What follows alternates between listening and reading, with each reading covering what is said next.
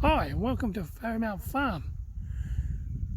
We've had this farm now for about 20 years, and as you can see it's lovely and green now because we had good rain last month, about 8 inches, nowhere near our 26, or they've just readjusted us to 24 inches annual rainfall, but at least it's better than the absolute dry grassless paddocks we've had for the last 7 years. As a result of the drought, we've taken off all our cattle, sold a lot, sent a lot away on agistment of about 30 to 40 odd animals left on the place.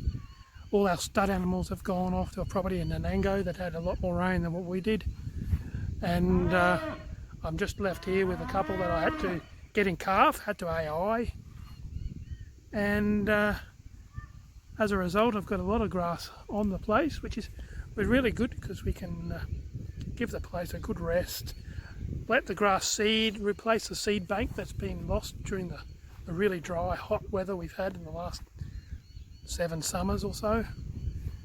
By no means I don't think this is a drought breaking rain we had last month. I mean, it was far too late in the season, late autumn, very short growing period, and it's already starting to dry off. We've got such dry subsoil that the rain never really penetrated the subsoil. But as you say, it's coming into winter. We don't get any grass growth in the winter, so we'll have to see how we go, but we're in a far better position than we were in February, that's for sure. As a result of the drought, I actually found alternative food sources for my cattle, one being waste pumpkins.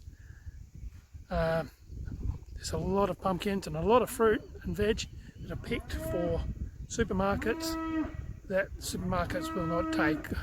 Little blemishes on the skin, wrong size, wrong shape, wrong colour. And there's absolutely nothing wrong with this fruit and veg. And we've been feeding that to our cows. Some things they really like kale. They really get stuck into the kale. They weren't too flash on pumpkins, especially button-up pumpkins. They wouldn't touch button-up pumpkins. Jap pumpkins and Queensland blues they will eat, but not the butternuts. And because I had access to this, you know, there's during harvest they're throwing away 12 tonnes of pumpkins a day that do not meet requirements of the supermarkets. So I thought, geez, I can't stand this waste, and what I've done is I've actually got some pigs, and we've started feeding pigs.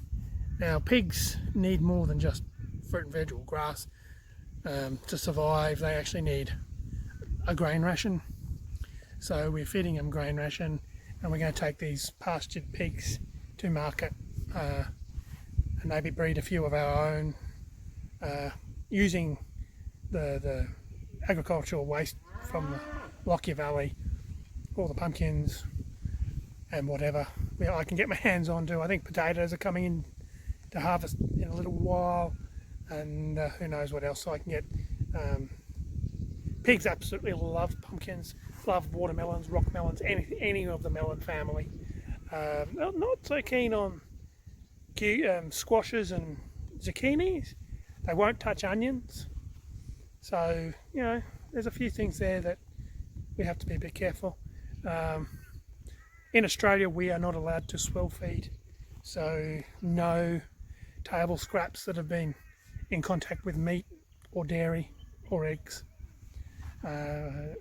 It's one of our Australia's strongest traits is that we do not have foot and mouth in Australia, and a lot of pork products and other beef products are imported, so they could be harbouring foot and mouth, and this is just a way that we can ensure Australia's biosecurity. So I know a lot of people overseas do feed swill to their pigs, but we can't here, and I think it's a really important thing. So we started feeding these pigs. I'll show you the pigs later. But of course I knew nothing about pigs. I'm primarily a beef farmer.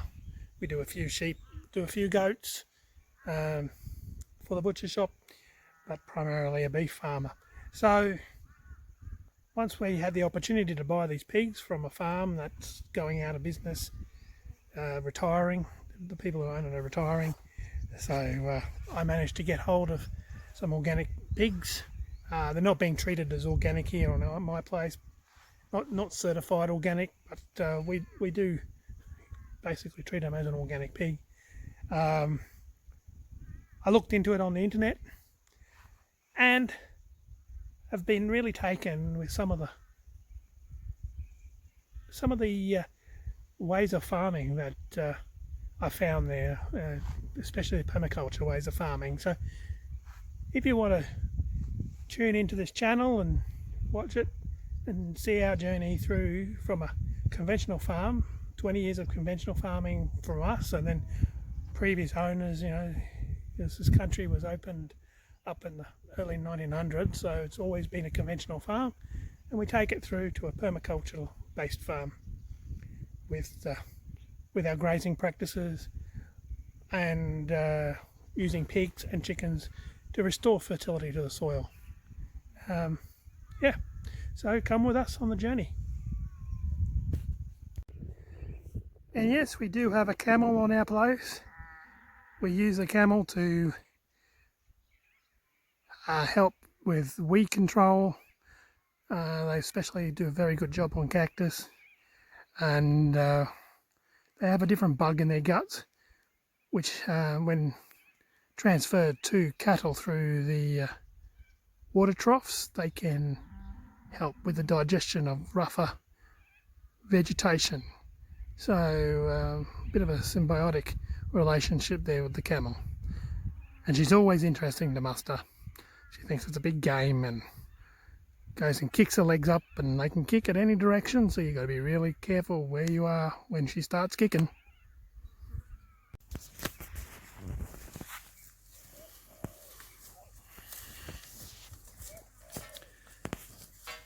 These are my steers all mobbed up, eating the grass out of the garden before I come in with the mower. So why waste the grass when I can run my steers in here?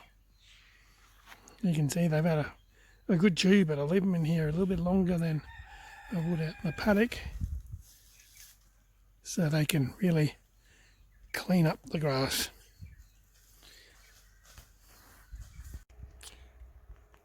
So I've got 8 steers in this little area.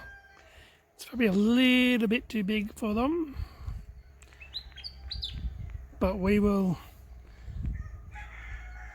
just let them chew this out before we move them. They're all hiding under the trees in the afternoon.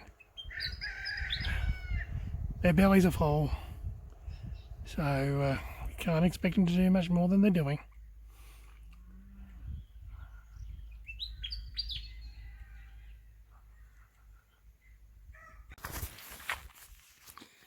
Here we've got some naughty sheep that have escaped. Okay, so the fence is down because of the flood. It came through and wiped this bit of fence out, and I haven't put it back up again. But until now, they haven't found it. It looks like they all know the way to go home, though. So we'll give them a little bit of a push and see how far they can go. Come on! Up! There they all go.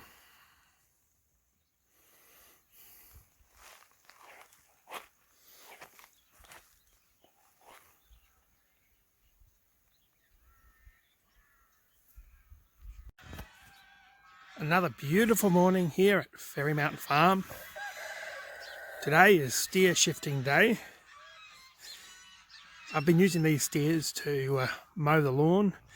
We've got a lot of grass growth in our house garden. Since the rain, we've had a lot of green panic come up under the trees, and instead of just going in there with the brush cutter and cutting it all down, I've run a group of 8 steers in on small areas before I run the ride on over it, just to use that grass with the steers and help the ride on cope with the amount of grass that did come up. So I've actually hammered this area a little bit harder than I would do out in the paddock.